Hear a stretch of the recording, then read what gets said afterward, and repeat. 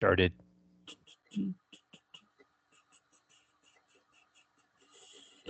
I'm resident of Colorado, Joel Sains for YouTube. Joined by my buddy Gordan Dymowski and my buddy Patrick McCray. We're here to talk The Prisoner. We haven't done an episode in a while. We're doing Hammer into Anvil. What did you guys think of the new number 2 here? Patrick McCarhill, I think is his name? Patrick Cargill. Yeah, Cargo, sorry. I really like how demented he is throughout this episode. He shows a lot of range, I think, and that's the important thing. You know, he goes from supreme self-confidence to just Nixonian.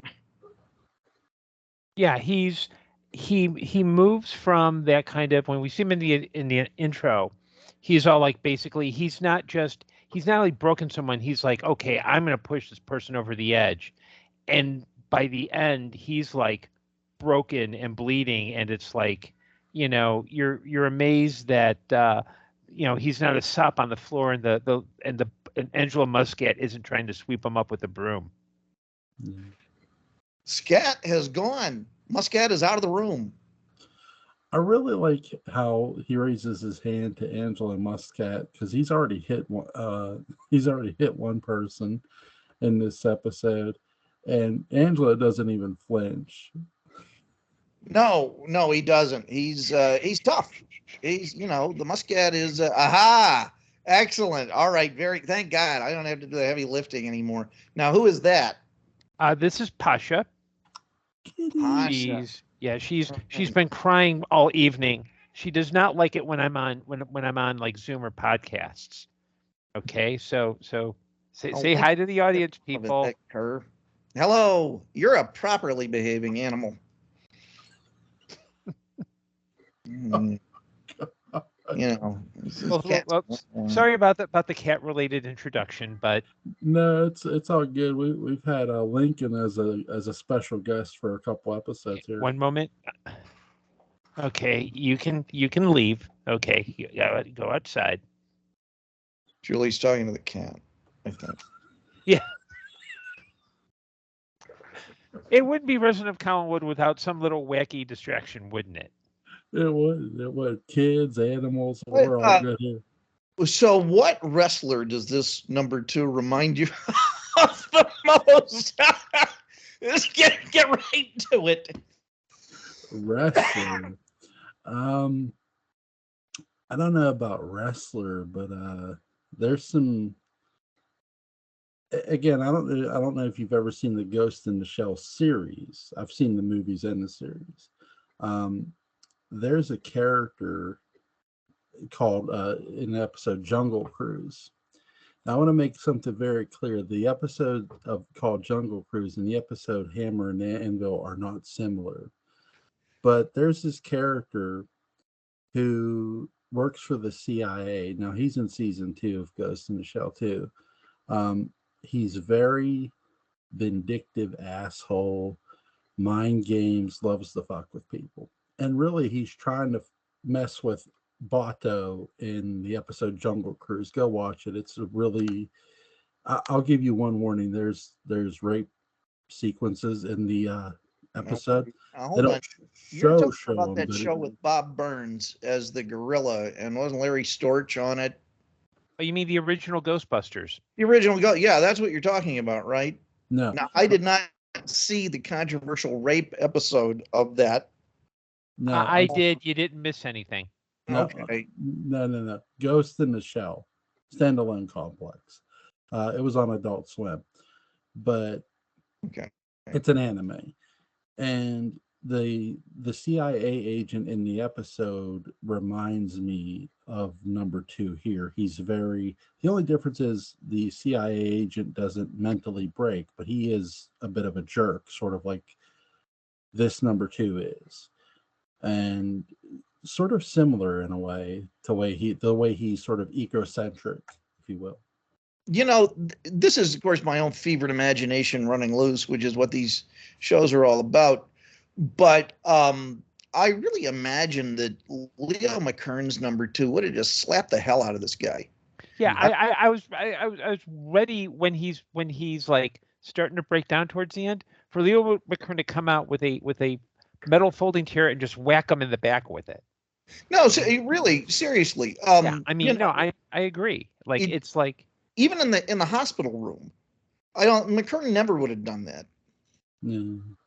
I think what they're trying to show is that he's someone who thinks he's above it all, but then when number 6 catches him on the phone call where he's like, yeah, I'm sorry, kind of mealy mouth, that's when McGowan says, oh, okay, this dude's going down. Yeah. Mm-hmm. Patrick McGowan looked like he was having way too much fun in this episode. Sometimes it's hard to tell, because he's angry all the time. He sometimes is angry ironically, but yeah, this is as close to a good time as he gets. Yeah, and especially since he's basically doing, like, he doesn't have to punch anybody or talk to anybody. He's just kind of like, okay. And I'm sure there was like a scene where he just didn't like it. And I said, you go buy an ad in the paper. Here, we got the actress here. Let's just do it. Let's just improv. He does have one fight scene. Yeah, there's a. Oh yeah, that's right. Thugs, and he does that McGowan punch with the ball of his fist. What is that all about? I don't know. The only time I've ever actually seen that is in the series Kung Fu. So. And what is that sport? What was it called? Joboaba, or what is it that the guys play? Was it number 2, and is it number 6 who challenges him, or is it the thug? Oh yeah, it's the I forget the sport with the trampolines and the pool. Yeah. Okay, let's the crucial swimming pool. Was it like kendo or something like that? Something like, they give it a wacky name. Something tells me it's right up there with the Imbo Jitsu as not a real martial art. Is it Kasho? Gesundheit. No, that's the name of it. Kosho. But is that a real thing? I think it's probably one of those where, like, okay, we need to think of something martial artsy but not too violent. Okay, what do we have in the prop department? We got 2 trampolines and a little pool. Let's use that. I love that. I think we got two trampolines and a swimming pool. Is it number 14 who he challenges? Is that his number? Who's the thug? I think the thug is number 14. Yeah.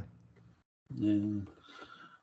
Did they have different thugs on here too, right? Oh yeah. Yeah. It wasn't the same guy. Biggest thugs though. I mean, number 2 doesn't always have a thug. He sometimes just has, a bunch of guys sort of dressed as Gilligan, out to haunt number 6. Yeah, or women in lab coats that he can order around. I like the women in lab coats. Definitely. Man, Grayson Hall in this series would have been something else. She would have made a great number 2. Yeah. As well as Thayer David. Yep. Thayer David would have been awesome. That should have been number 1. Well, that's the Iger sanction. Yeah, that is. That's true. Dragon. Yeah. He is too. He's the head honcho. The ending of that movie. Back to that word, Jewel honcho. What's that? Back to that word honcho. Yeah. You were talking about the subscription that allegedly you were not given to it a little while ago. You turned it into the name of some video game. Oh my God. I really like how they shoot this episode. I love the fight sequence. It's really cool. The fight sequences in The Prisoner in each episode always look very well choreographed. They're very well done. I think that's because Patrick McGowan's actually trying to kill the other people on the set. He throws the guy out the window, and there's just all sorts of stuff. It's like, you know what? It's time to break this set. Let's do it. This set's been sitting around too long. Yeah, or like the director would get McGowan really riled to say something like, "Oh yeah, we're not going to do the script today. Just wing the fight." And McGowan's like, "What? Yeah, hey McGowan, go beat up that guy there. We'll film it." And there you go. You just have to go to McGowan and say, "Martin Luther," and he flies into a rage. God. We know your secret.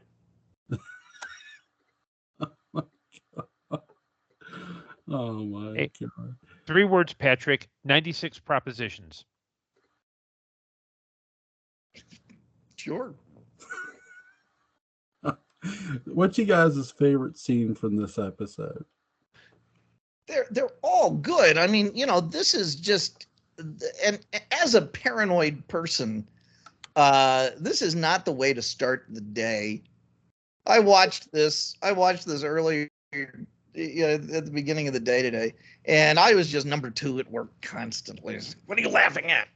You're laughing at something. But I'm dealing with teenagers, so they, that's what they do. God bless them. And it's probably not me. I have to remember. And then they start playing Bizet for a little bit, and it's nothing. But this is really one of the first, other than Gaslight, this is one of the first media examples I can really think of where a whole plot is built around gaslighting somebody. Yeah. And it I mean, as much as we're cheering for number 6, at the same time, it really does show the ugliness of that particular form of passive aggression, and that it is incredibly cruel. It's the sort of thing that for whatever reason has sort of come under prominence. It's become more prominent as a naughty thing that you should not do. And I don't know why it's taken this long for it to sort of gain attention as an abusive behavior. But this is a great way to talk about just how horrible it is. Yeah. That's not answering the question, but it's something of substance, maybe. Yeah, and I think, again, kind of agreeing. I'm agreeing with Patrick with all of them are good, but I think that introductory scene starts off the episode really well, because it's a woman who it's pretty clear she was broken. She had tried to commit suicide because she's got bandages on her wrists. And number 2 is basically taunting her with, "Oh yeah, your husband is with Mariah." Not even, and I think the implication is her husband is like not in the village. It's not like he's involved with 99 and they have kind of an open thing with Maxwell Smart. It's he's basically telling her, "You've lost and I'm going to hurt you." And there's that exchange where she runs out the window. Number 6 kind of looks at number 2, and number 2 says, "You'll pay for this." And number 6 says, "No, you will." I think this episode is the best evidence for the number 6 created the village and he's trying to test it out, because he is just ruthless in this. He's calm, but he is ruthless. There's some point, and I don't remember when. Maybe it's when the guys go after him. Maybe it's later, but it really did strike me that in some ways this is the most dangerous game number 6 has played, because with a guy this ruthless, if he had been just a tad more of a risk taker, he just would have had number 6 thrown into a cell and beaten senseless over and over again until, are you going to play more music for us? Yeah. You going to do funny things with newspapers anymore? No. But but number 6 bluffs him so well that he can't take that chance. Yeah, and also in other episodes, like number 6, this is part of the run of episodes where it's number 6 saying, "It's not, I don't just want to escape. I want to mess stuff up right here." And there have been other episodes where he's kind of given number 2 the slip or turned the tables on them.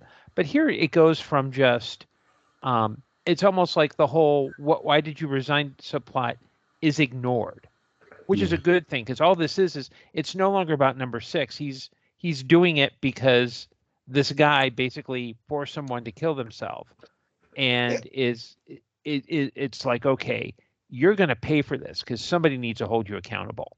At this point in the show, it kind of feels like number 6 has determined it's like Ransom of Red Chief. It's like, oh, so escape is impossible. Okay, well, in the words I think of Rorschach, you're locked up in here with me. And if you're not going to let me out, I'm really going to make you regret. Not only are you not going to find out what you want to know, we've established that. You can give me all the acid you want. It's not going to work. I'm just going to torture every single one of you. Let's begin. There's a moment in this episode too where McGowan is with number 6 is with number 2, and he says about how he's going to punish him. Number 2 says, "Oh, I'm going to punish you and stuff." And then the phone rings, and McGowan said, "Not so much, huh?" Like he's like taunting him, like, "Yeah, I know you can't really do shit to me unless you have number 1's permission." And he's not necessarily saying it with words, but he's saying it with his body, and you love number 6 for it. It's a basically an FU without it being the literal middle finger being put in the air. Really, really good. I like that moment in Hammer into Anvil, and I really like he's taking off the records and he's playing in the shop. Well, and that's clever too, because what I could see in that scene you just described with where number 2's on the phone, number 6 is thinking, okay, this guy is not as bold. He's a bit insecure. I can do that. And I could see number 6 is walking in the music. Like if it hadn't been the records, it probably would have been like, okay, can you give me all your copies of Catcher in the Rye? Or can you give me all the he would have thought of something. And it has a lot of, even though he's very dead set on taking number 2 down, there's a very improvisational quality to how he approaches it. And the great thing is that there's no, in an episode like this, it would be number 2 and number 6 clashing individually. Number 6 is using the village against number 2, if you really think about it. Because the storekeeper comes in, oh, he's listening to all these records, and then another person's like, there's a scene where he buys the cuckoo clock and puts it on his, and he bought it for the box, but he puts the cuckoo clock in front of number 2's, and they're like, call the bomb squad, and it's like the best ruse ever. I like how they take apart the cuckoo clock and they're going with the where it goes cuckoo. They're going to put against the tape. What did you guys think? What did you think about it, Patrick? Sorry. About the cuckoo clock? Yeah. To me, it's also a good parody of the spy genre at this point that McGowan was clearly tired of, and how ridiculous the subterfuge is. I remember it was sometime in the 70s when I think the media got really confident referring to the James Bond movies as spoofs. Yeah. I remember and as a kid at first, it was very hard for me to understand that because these were documentaries. This was hardcore realism. This is like Arthur Miller, and now I totally get it. That if you start looking at real spies, there is a lot of buffoonery that goes on just with the sort of the weird methods of deception that they go through and how often the deception doesn't work. And the way that they turn mundane things into, vehicles of information with tremendous significance. And so clearly, I think he senses that, or just knows that this number 2 is pretty well versed in the espionage business. And that means that for someone, for a paranoid attacking another paranoid, that's a magic carpet for fun. Yeah. Mm-hmm. What did you guys think of the the girl? You know, suicide's and all is always a sensitive subject, but they start this episode with a girl committing suicide. What did you guys think about that? It in a playful in a playful episode. It is a very playful episode, that deals with the destruction of a man. But in a playful episode, it starts things out with such incredible stakes that you can get away with anything. It was Irving Thalberg. Thalberg had a formula when he got a hold of the Marx Brothers in their movies, and he would put in a villain. He would put in a bully who would usually abuse Harpo. And when you saw that happen, Sorry. no, it's the season. When you saw that happen, you felt so bad for Harpo that then you didn't care what Groucho did. Groucho could abuse anyone affiliated with this guy, and the audience would cheer him on. And that was a very smart move because, the early Marx Brothers movies, they are sort of bullies. And so, Patrick McGowan, of course, so incredibly influenced by the Marx Brothers. Mm-hmm. Certainly took a page from that. How do we, what is the most reprehensible thing that we can show that number two can do that will then just give us even less sympathy than ever for this guy? Yeah. And plus, it really establishes that the village is not a nice place to be. Like, Right. it looks all calm and colorful and everything else, but the fact that it's not just, it shows that number 6 is not the only one being targeted. It's not like the village against number 6. That they have broken people, they will break people, and that ultimately everyone at the village is expendable. And that having her commit suicide is a way to kind of go, and especially since, McGowan had a lot of antipathy towards his female co-stars and was like, there were issues. It's a way to kind of get not only immediate sympathy from the audience, but it says, yeah, this is not a nice place, and this is not a nice guy, and they both got to go down. Yeah, it really does. I like how they do this episode. I really like how it is. You guys hit the nail on the head. It builds sympathy. First of all, for the girl before she kills herself, you're already feeling sorry for her, and then once she jumps, she does jump, but you could also sort of insinuate that number two threw her, but I don't think he does. Either way, Well, psychologically, he did. Right, psychologically he did.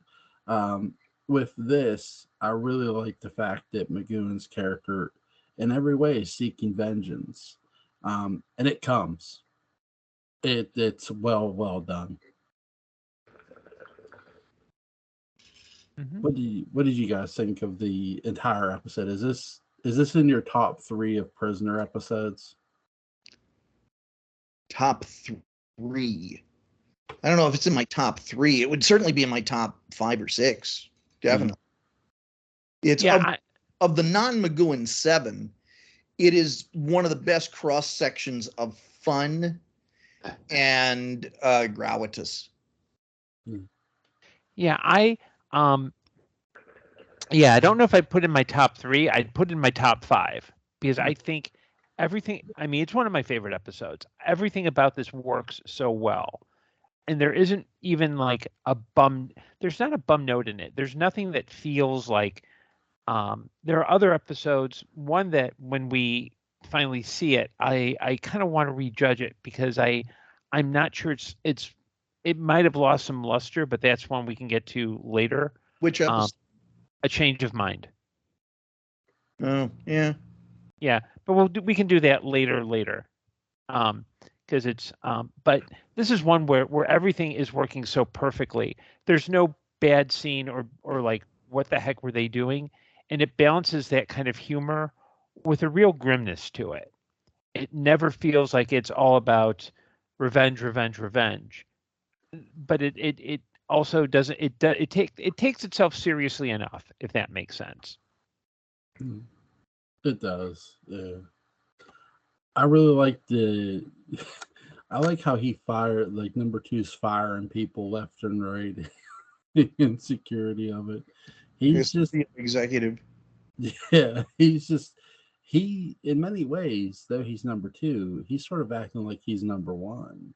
And I think that sort of becomes in this episode, it's a great little conflict of interest of, well, wait, you're only so much in charge here, and yet you're acting like you own it all.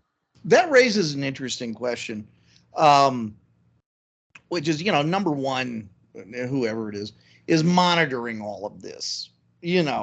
Basically, the prisoner is kind of number one's daily rushes that he's seeing of, what's going on in the village that day. And I kind of wonder if maybe from the very beginning or all the way through, number one finds it kind of amusing, to see how's this number two going to screw it up? What's going to happen here? So it makes me wonder, what are number one's favorite episodes of The Prisoner? The ones he finds the most amusing. Because this would have to be one of them. Yeah, and it's interesting, kind of following up on that. The same actor, Patrick Cargill, plays another role in a later episode. What does he play? He's Thorpe in Many Happy Returns. And I kind of think, along with that, I wonder how much of it is just like as part of however, it's, whatever village HR is putting up these candidates, and he's like, okay, can they, what can they do? And that, like, some number twos get their freedom and some number twos, like, fail miserably. Like Peter Wingard, he's like off on a cushy island somewhere because he won. Mary Martin is like, she's drinking mimosas on a beach in Spain, because they both kind of did what they needed to do with number two. The guy in Living in Harmony, maybe not so much. He's like, he's like probably in himself somewhere going, I should not have trusted dollar store cosplay Chris Pennock. I should not have done that at all. And this guy is pretty much going to be like, okay, you can see him like the village psychiatrist going, saying, oh, come on, I can't believe I failed. I can't believe I fell for it. And the psychiatrist is like, oh, suck it up, Buttercup, deal with it.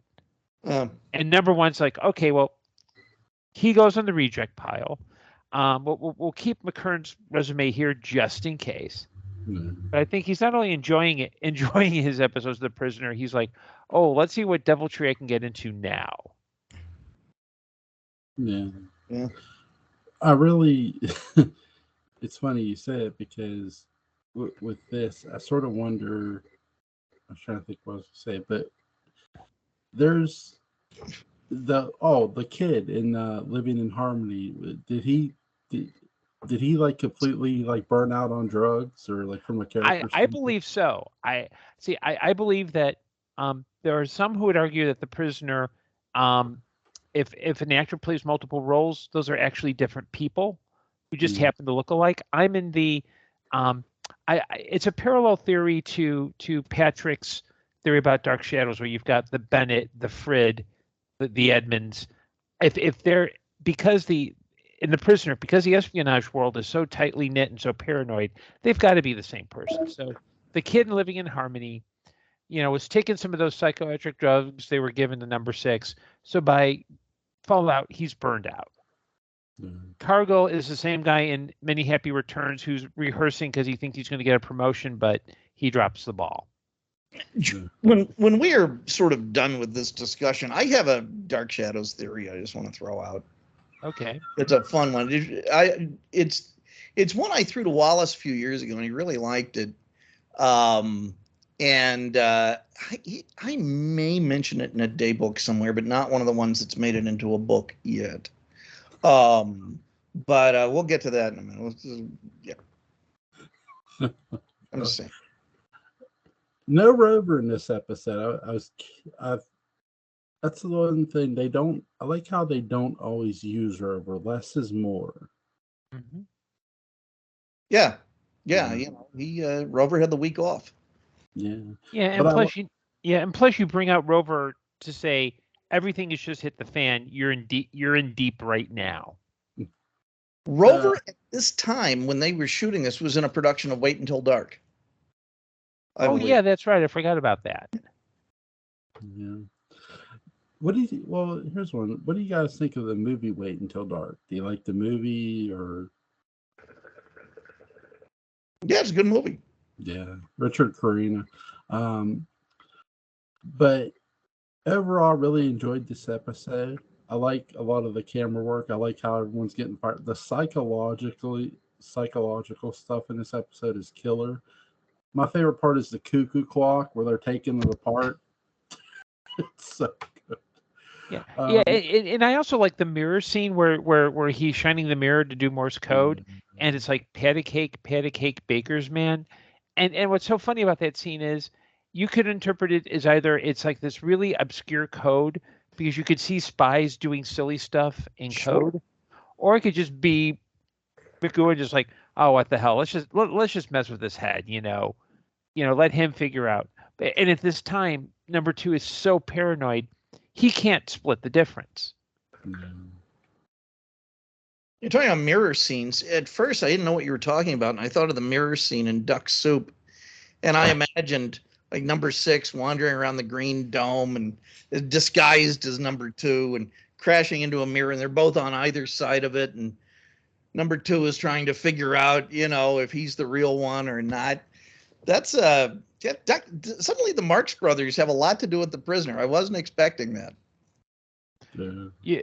Remember, folks, you only get that kind of educational content here. So next time you see us, right here in this, quoted by Roger Ebert in his book The Great Movies, in my review on Duck Soup.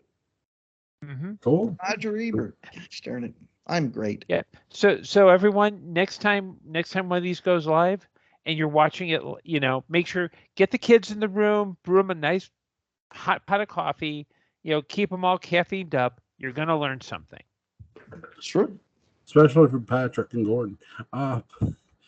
Now, is there anything you guys want to add about this episode? It's a great one. It's almost so good. I don't have a lot to say. It's just, it is overwhelmingly this self-contained, terrific piece of art. It's on Tubi. For you viewing, it's on Tubi. Go watch it. You'll agree. Yeah. That's all I got to say. And if you've never seen a Prisoner episode, the opening title sequence will catch you up and you'll like it. Mm-hmm. Yeah, it's really a good show. I appreciate you guys recommending it to me. I really have enjoyed it. I've been recommending it to other people. When I was at the my kids' baseball game, I recommended 5 people Dark Shadows and 2 people The Prisoner. So I'm trying to balance. As I imagine there's a scoreboard underneath the other scoreboard about which show is getting more recommendations. So my Dark Shadows theory. Gordon, I reiterated. What else? You got anything else? Nope, nothing else on my end. Did you ever read the book or see the movie The Lathe of Heaven? It's been made in movies twice. Ursula Le Guin. Gordon, you know this one?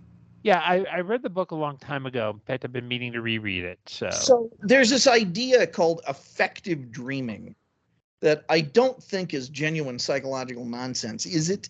It's just something Ursula Le Guin made up, right? Yeah, I think it's something she made up. Okay. But the idea basically is that there are some people and what they dream gets manifested into reality when they wake up. And so, if they dream that the world's in black and white, they wake up and the world's in black and white, stuff like that. And I started thinking about Dark Shadows and David. And that really, if you rationalize hard enough and you look at where David is developmentally as the, son of this divorced situation and so on, all of Dark Shadows could be an affected dream that he's having, or the constant results of it. So, it all starts out, and, what does he want? He wants this substitute mother. He wants basically a younger, hipper version of his aunt. Yeah. Shows up Vicki Winters. There's this missing mom. And so there are all these ghost women, sort of helping him, sort of out of touch and out of reach. There is, he mistrusts his father, who seems like kind of a brute towards David. He's very unsympathetic. And this becomes Matthew Morgan, this far worse version. And so then after a while, he wants to protect the Vicky figure. And so who should show up but this guy who's in this painting that he sees every day, and he dreams, gosh, what if that guy was a vampire? And Barnabas is on the scene, and it just keeps going. By the time he's going through puberty, there's Quentin, with the Elvis, he's his Elvis 68 comeback special, kind of, that David would have watched, figure. And Quentin, is a great symbol of many things, but puberty is one of them. The werewolf at night and so on, threatening yet another blonde mother figure, Beth. And I think, you can really follow it through Jeb, who now is the hip rebel that David wants to be.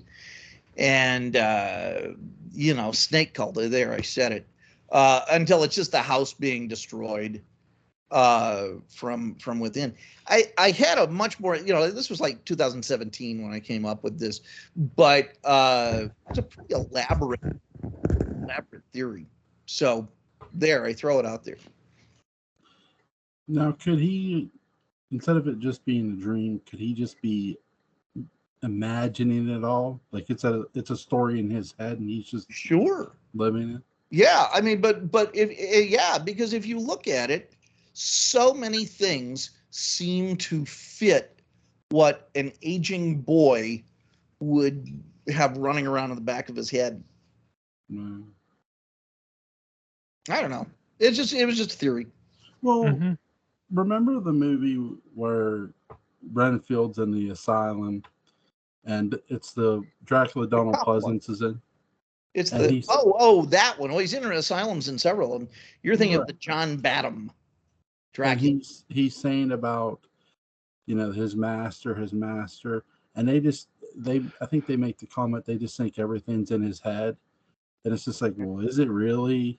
And it's like, no, not really. But then you think about David Collins that way. It's like, could everything just be in David's head? Sure. Could be. Anyway, just occurred to me. My recommendation for you guys is go watch the Jungle Cruise episode if you can find it. That's with The Rock. No. That's you're talking about the Jungle Cruise movie. No, with Rock. Just recommended it very emphatically. Not the movie. Yeah. The episode.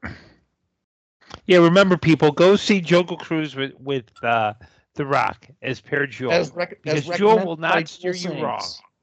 Yes. Yeah, Ghost in the Shell, Jungle Cruise, the episode. Really, really good. But really controversial, too, at the end, considering they don't kill the guy. Anyway, but, and he's, cutting women up. So there's that. The shows I watch. Anyway, thank you guys, first of all, for coming on and doing another episode of The Prisoner with me. What episode's next? Okay, we've got, how many do we have left? We've got Change of Mind, Schizoid Man, Girl Who Was Death, Many Happy Returns, Many Happy Returns, A, B, and C. The General. The General, yes. Do Not Forsake Me, Oh My Darling. I won't. Okay. And is that it?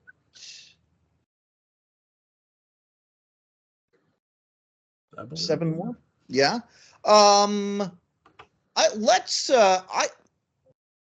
alternate between kind of a, that's interesting, and a really good one. Here's what I found. So that would be, I would go with, you brought it up. Change of mind. Let's just do it. Yeah, because it's one where I wonder if rewatching it now, I would get the same enjoyment out of it, just because tastes have changed. Could be. And it's along similar themes to this one, although I don't know if it handles them as well in terms of like control and power and things like that. So when is good? Are we good for tomorrow night? I'm not. Okay. Thursday? Thursday works. Okay, Thursday works. So Thursday night we'll do that one. Are you good Wednesday night, Patrick, for Parallel Time? Yeah. Which episode is that? Is that Episode 30? 1233, I believe. 33. Let's do it. So that's tomorrow? That's tomorrow. Yeah. Yeah, no problem. All right. Patrick, I'll see you tomorrow night. Gordon, we will see you Thursday, buddy. You guys have a great and safe night. Take care. Be seeing you. Good night, all. Hey, baby.